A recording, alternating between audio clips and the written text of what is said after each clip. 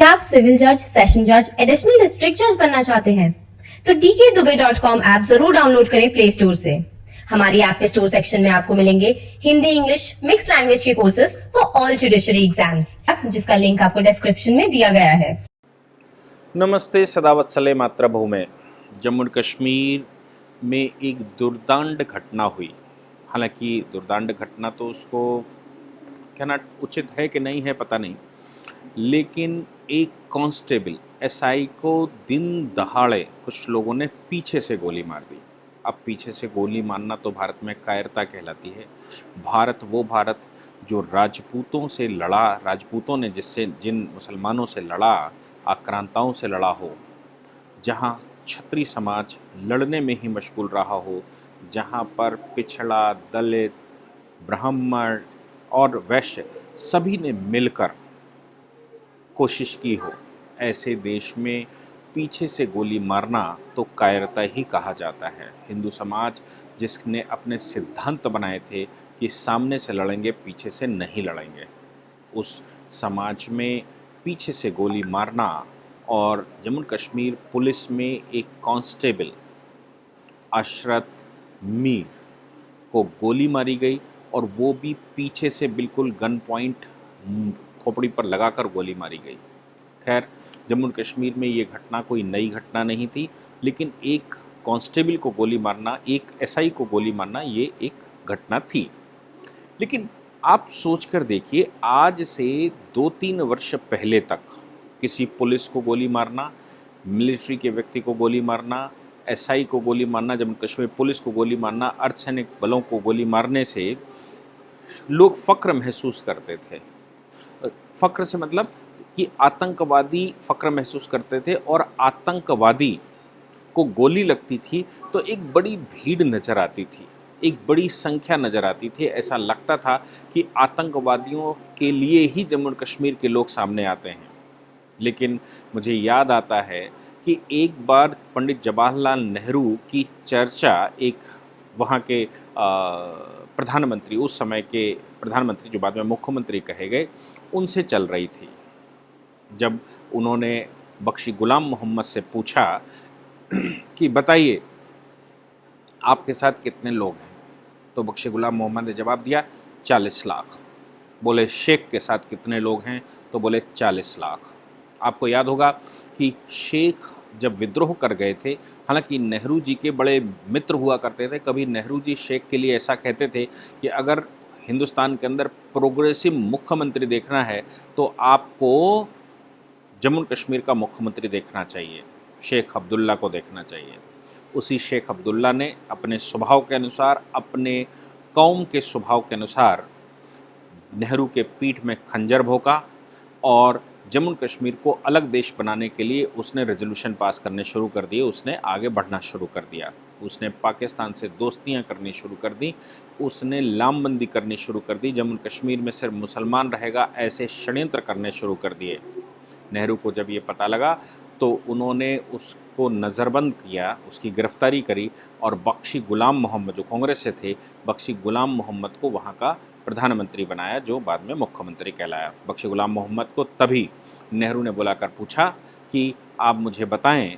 कि कितने लोग आपके साथ हैं, तो वो कहता है 40 लाख लोग हैं। बोलता है शेख के साथ कितने लोग हैं, तो बोलता है 40 लाख लोग हैं।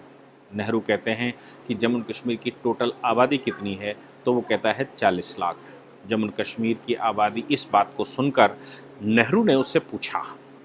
कि भाई ये 40 लाख क्या है, तुम्हारा हर बात में जवाब 40 लाख है। तो बख्शी गुलाम मोहम्मद ने नेहरू को जवाब दिया, दिल्ली जिसके साथ है उसके साथ पूरा जम्मू कश्मीर है। कभी दिल्ली आतंकवादियों के साथ थी तो जम्मू कश्मीर आतंकवादियों के साथ था। ये चरितार्थ इलस्ट्रेशन है, वो चाहे 1989 का मामला हो, 90 का मामला हो या बाद का मामला हो। दिल्ली अगर जम्मू कश्मीर के, दिल्ली अगर आतंकवादियों के साथ थी, यानी कि दिल्ली आतंकवादियों के खिलाफ कोई कार्रवाई नहीं कर रही थी, तो वहाँ पर मौजूद सभी लोग, जम्मू कश्मीर की टोटल आबादी आतंकवादियों के साथ थी। लेकिन जब दिल्ली दूसरी तरफ आई, दिल्ली पुलिस के साथ खड़ी हुई, दिल्ली मिलिट्री के साथ खड़ी हुई, दिल्ली सिक्योरिटी फोर्सेस के साथ खड़ी हुई, तो आज ये दिख रहा है कि अब दिल्ली, अब जम्मू कश्मीर फोर्सेस के साथ है, आतंकवादियों के विरोध में है। इसका इलस्ट्रेशन ये है कि जिस समय ये अशरफ मीर की हत्या हुई, उसके बाद जो उनका जनाजा गया, जनाजे के बाद ईदगाह पर जो नमाज पढ़ी गई, जनाजे की नमाज, तो वहाँ पर सैकड़ों नहीं, हज़ारों नहीं, लाखों, ऐसा कहते हैं लाखों लोगों की भीड़ उमड़ी, जिनको एक दिन पहले तक लोग कोई जानता नहीं था। उसके लिए जम्मू और कश्मीर में अचानक इतना उबाल, इतना प्रेम जाग गया। कारण क्या है? मुझे लगता है कि वो बख्शी गुलाम मोहम्मद का उत्तर कि दिल्ली किसके साथ है, दिल्ली आज सिक्योरिटी फोर्सेस के साथ है, तो फिर जम्मू और कश्मीर सिक्योरिटी फोर्सेस के साथ है। कल तक दिल्ली आतंकवादियों के साथ थी, तो फिर आतंकवादी तो फिर जनता भी उनके साथ थी। खैर, जम्मू और कश्मीर में ये जो घटनाक्रम हुआ, हालांकि ये बहुत छोटा घटनाक्रम है, मृत्यु हुई है, ये तो बहुत बड़ी बात ही है, लेकिन जहाँ बॉम्ब फोड़े जाते हों, जहाँ पर ओपन गोली ग्रेनेड फेंकी जाती हों, जहाँ AK-47 सीधी चलती हो, वहाँ पर एक धोखे से पीछे से गोली मारना, सामान्य बस्ती की तरह गोली मारना, ये कायरता की घटनाएं हो रही हैं। ऐसा अनुमान लगाना शुरू किया लोगों ने कि जम्मू कश्मीर में तालिबानी, अब चूँकि पाकिस्तान तालिबानियों के साथ खड़ा दिखाई दिया अफ़गानिस्तान में, इसलिए ऐसा कहा गया कि तालिबानी, अफ़गानिस्तान के तालिबानी और पाकिस्तान के तालिबानी अब जम्मू कश्मीर के लोगों को भड़काकर वहाँ आतंकवाद पैदा करेंगे, जैसा पहले होता रहा है कि वहाँ की आम जनता को भड़काकर उनके हाथ में बंदूकें पकड़ाना, ग्रेनेड पकड़ाना और आज़ादी के नाम से उनको आत्महत्या करने के लिए प्रेरित करना, ये सारी चीज़ें जो होती रहीं वो फिर से एक्टिव हो जाएंगे, ऐसा लोगों का मानना रहा। लेकिन मैंने जैसे आपसे कहा कि केंद्र की सरकार जिसके साथ है, उसके साथ जम्मू कश्मीर की रियाया है, वो अशरफ मीर की बॉडी के साथ दिखाई दिया। लेकिन इसके साथ साथ केंद्र सरकार ने अपनी तैयारी भी पूरी की। मैं आपको बताऊं कि केंद्र की गृह मंत्रालय ने एक सूचना दी और गृह मंत्रालय ने कहा कि तालिबानियों से निपटने के लिए हमने विशेष फोर्सेस, विशेष अभियान चलाने शुरू कर दिए हैं और विशेष ट्रेनिंग मॉड्यूल शुरू कर दिए हैं। विशेष ट्रेनिंग मॉड्यूल से मतलब ये है कि अफ़गानिस्तान के तालिबानी या उस तरह के विचार रखने वाले लोग या उनके हमले का स्टाइल, उनके काम करने का तरीका, उनका आतंक फैलाने का तरीका और उनके लोगों का स्वभाव और जो जो उनकी इन्फॉर्मेशंस हो सकती थी, वो इन्फॉर्मेशंस अब हमने देनी शुरू की हैं सिक्योरिटी फोर्सेस को। उसका एक पूरा मॉड्यूल तैयार किया है और उस मॉड्यूल के अनुसार ट्रेनिंग देने के लिए हमने आगे काम किया है और ये कहा है कि पिछले 20 वर्ष में जो घटनाक्रम अफ़गानिस्तान में हुआ, पिछले 20 वर्ष का घटनाक्रम जो पाकिस्तान में हुआ और जो इस्लामिक आतंकवादी गतिविधियां इन लोगों ने चलाईं और जैसे जैसे ऑपरेशंस चलाए और जो जो उनके पास पॉसिबल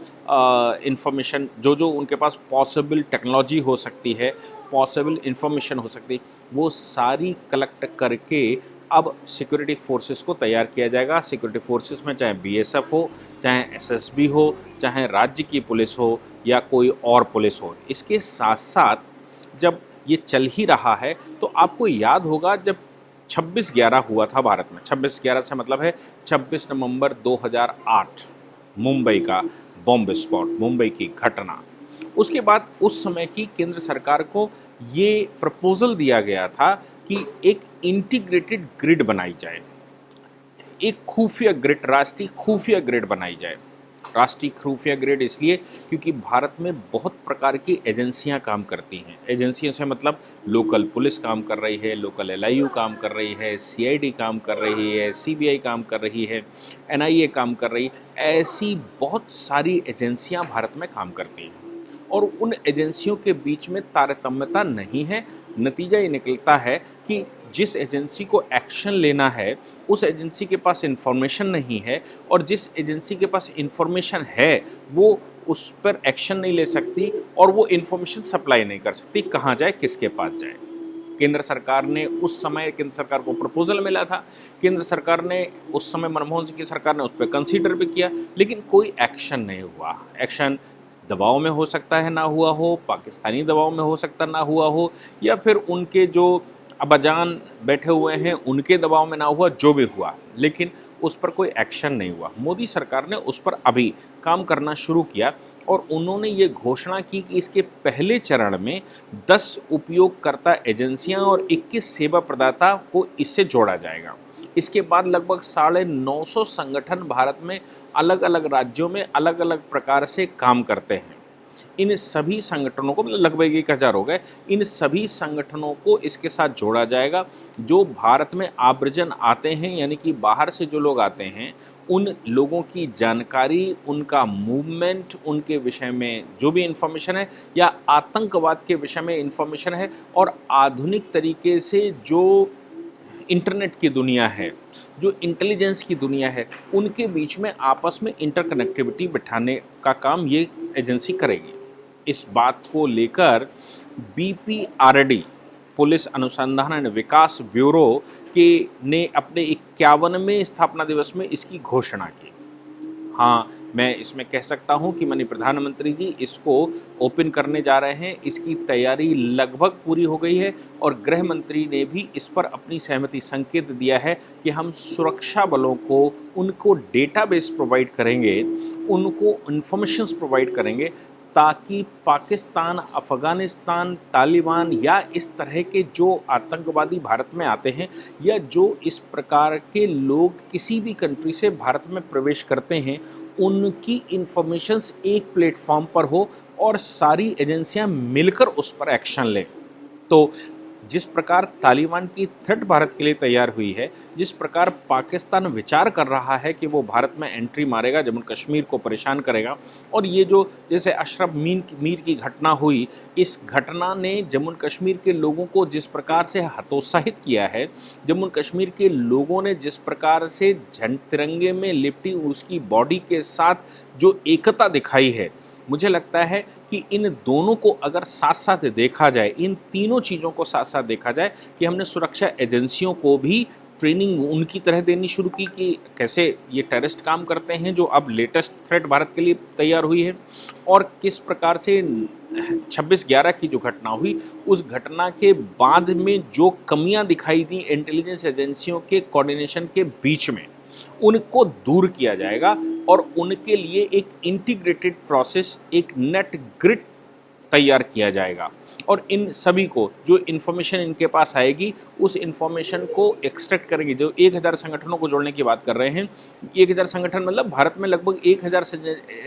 एजेंसियां, संगठन काम करते हैं जो सिक्योरिटी के पर्पज से काम करते हैं, जिनके पास इन्फॉर्मेशन रहती है, जिनके पास वो रहता है। हालांकि इसमें लोगों का ये भी कहना है कि इससे अगर ये इन्फॉर्मेशन ओपन होती है किसी वेबसाइट पर, तो इससे दूसरी एजेंसियां देखेंगी और दूसरी दुनिया में जो जयचंद भारत में हैं, वो जयचंदों की जयचंद उनको इन्फॉर्मेशन देंगे। मुझे लगता है कि इस पर प्रॉपर सिक्योरिटी बरती गई है और उस सिक्योरिटी के तहत जो इन्फॉर्मेशन देगा, वो इन्फॉर्मेशन आम में डिस्ट्रीब्यूट ना करके कोई एक एजेंसी, जो नेट ग्रिड जिसकी हम बात कर रहे हैं, वो एक एजेंसी उसको कलेक्ट करेगी और कलेक्ट करने के बाद वो स्प्रेड आउट करेगी, जैसे वार्निंग दी जाती है, जैसे इंटेलिजेंस अपनी इन्फॉर्मेशन देती है। तो कुल मिलाकर कड़ी से कड़ी जोड़ना, बिटवीन द डॉट्स देखकर एक पूरी लाइन खींचना और देश में स्पेसिफिक तरीके से सुरक्षा व्यवस्था तैयार हो, देश के लोग सुरक्षा के लिए तैयार हों। इसके अलावा इसी ग्रिड में ऑनलाइन मुझे लगता है कि ऐसा भी प्रावधान किया गया है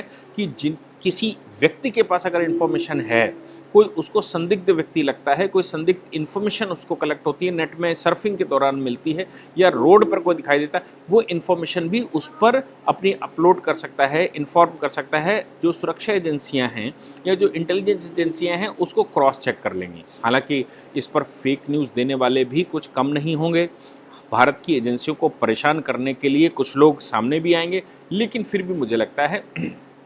कि अगर कड़ी से कड़ी मिलेगी तो फिर भारत में अफ़गानिस्तान से पैदा हुई नई थ्रेट, जो कि हो सकता है कि भारत की तरफ आए, मेरा मानना ये नहीं है कि वो भारत की तरफ आएगी। मेरा मानना यह है कि वो सबसे पहले पाकिस्तान की तरफ जाएगी, वो सबसे पहले तजिकिस्तान की तरफ जाएगी, वो सबसे पहले ईरान की तरफ जाएगी और वो सबसे पहले जिनशांग की तरफ जाएगी, क्योंकि ये उनके डोमेन में आता है और ये उनके टारगेट पिछले सैकड़ों वर्षों से हैं, जिनमें उनको लगता है कि ये उनकी ब्रिड है और इस ब्रीड को सुरक्षित करना उनका काम है, इनको सही इस्लाम बताना इनका काम है और सही इस्लाम बताकर इस्लामिक प्रैक्टिस करवाना और इसको प्योर इस्लामिक स्टेट बनाना ये उनका काम है। लेकिन फिर भी ऐसा नहीं कहा जा सकता कि भारत के लिए थ्रेट नहीं है, क्योंकि भारत के लिए थ्रेट का मतलब पाकिस्तान तैयार करेगा। और पाकिस्तान के लॉन्च पैड पर जिस प्रकार से कुछ दिन पहले तालिबान और पाकिस्तान के आतंकी दिखाई दिए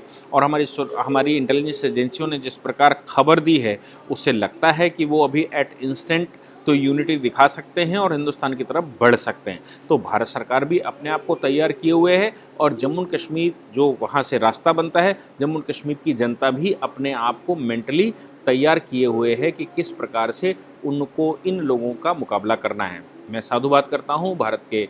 सुरक्षा एजेंसियों का, मैं साधुवाद करता हूं भारत की इंटेलिजेंस एजेंसियों का और मैं साधुवाद करता हूं भारत की सरकार का, जो इन सब के बीच में कोऑर्डिनेशन के लिए एक नई एजेंसी खोलने जा रही है। बिल्कुल वैसे ही जैसे इंटीग्रेटेड स्टाफ खोला, विपिन रावत को उनका ज्वाइंट स्टाफ का हेड बनाया। पहले क्या है कि तीन अलग अलग बल्कि 4 अलग अलग एजेंसियां काम कर रही थी। आर्मी, नेवी, कोस्ट गार्ड और एयरफोर्स अलग अलग काम कर रही थी। उनके बीच में एक हेड होता था इनमें से ही कोई एक, लेकिन अभी अलग से सेपरेट हेड CDS बना दिया गया है और ज्वाइंट डिफेंस स्टाफ अब इनके बीच में कोऑर्डिनेट करेगा, उससे ज़्यादा अच्छा कोऑर्डिनेशन बनेगा। बिल्कुल मुझे लगता है कि इसी प्रकार से इन एजेंसियों को एक ग्रिड पर लाने के लिए नेट ग्रिड जब नया बन रहा है, जो 2008 में बन जाना चाहिए था, लेकिन अब बन रहा है, बना दिया गया है और उसको इम्प्लीमेंट करवाने की व्यवस्था जो सरकार ने की है और लड़ने के लिए नए तरीके से ट्रेनिंग मॉड्यूल तैयार किए हैं, मुझे लगता है उसके लिए केंद्र सरकार को भी साधुवाद कहना चाहिए। आपने मुझे सुना, उसके लिए धन्यवाद। जय हिंद, जय भारत, वंदे मातरम।